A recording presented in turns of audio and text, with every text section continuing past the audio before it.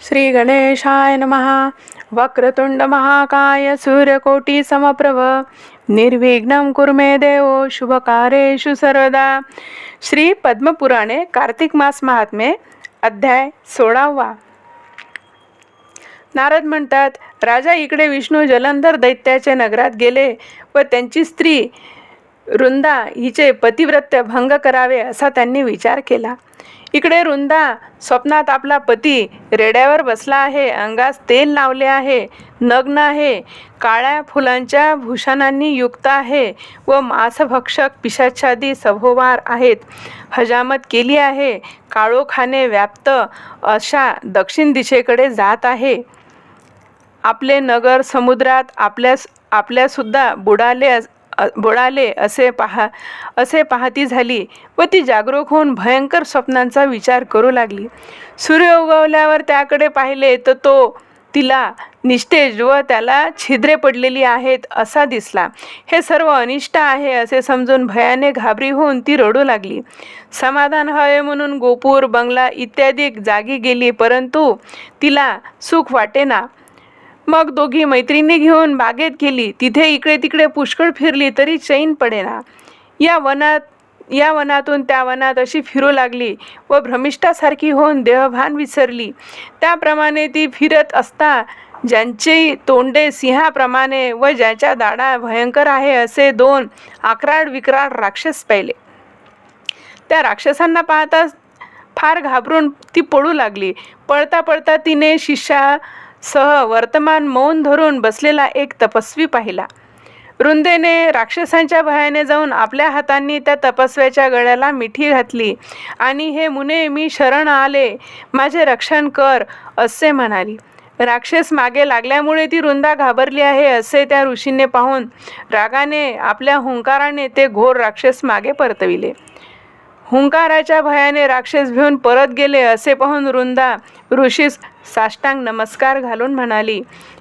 रुंदा म्हणते, हे ऋषे, आपण कृपा करून माझे या भयंकर संकटापासून रक्षण केले. आता माझी एक विनंती आहे, तरी कृपा करून माझे समाधान करा.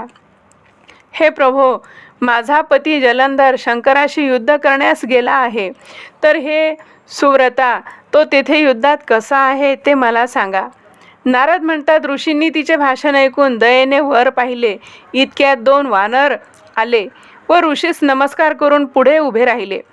नंतर ऋषींनी डोळ्यांनी खूण करताच आकाशात ते गेले व क्षणार्धात जाऊन परत येऊन नमस्कार करून उभे राहिले. वानरांनी आणलेले आपल्या पतीचे मस्तक, धड व हात पाहून पतीच्या दुःखाने व्याकुळ होऊन रुंदा मूर्छित होऊन पडली.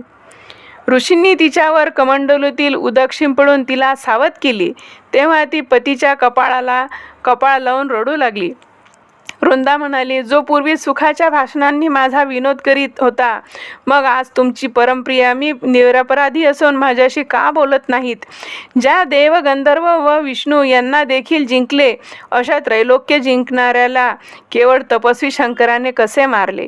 नारद म्हणतात, राजा, रुंदा याप्रमाणे रडून ऋषीला म्हणाले. रुंदा म्हणते, हे कृपानिधे मुनिश्रेष्ठा, या माझ्या प्रिय पतीला जिवंत करा. आपण माझ्या पतीला जिवंत करण्यास समर्थ आहात असे मला वाटते. नारद म्हणतात, हे तिचे भाषण ऐकून ऋषी हसून भाषण करतात. ऋषी म्हणतात, हे रुंदे, याला शंकरांनी युद्धात मारले आहे म्हणून हा जिवंत होण्याचा समर्थ नाही, तरी तुझी फार दया येते म्हणून याला उठवतो.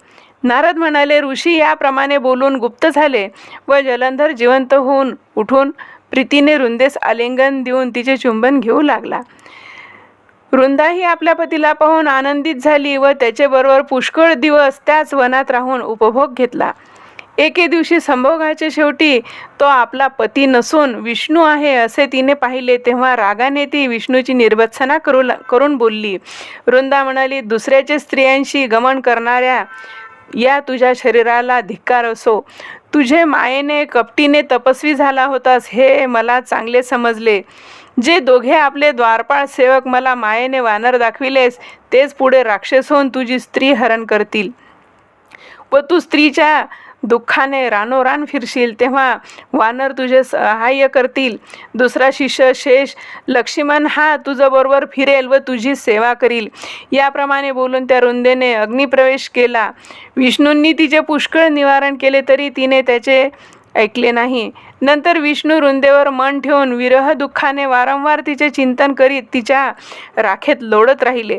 देवादिकांनी पुष्कळ समजूत घातली तरी त्यांच्या मनाला शांती आली नाही. इति श्री पद्मपुराणे कार्तिक मास महात्म्ये वृंदाग्नी प्रवेशो नाम षडोषोऽध्यायः संपूर्ण. श्रीकृष्णार्पणमस्तु.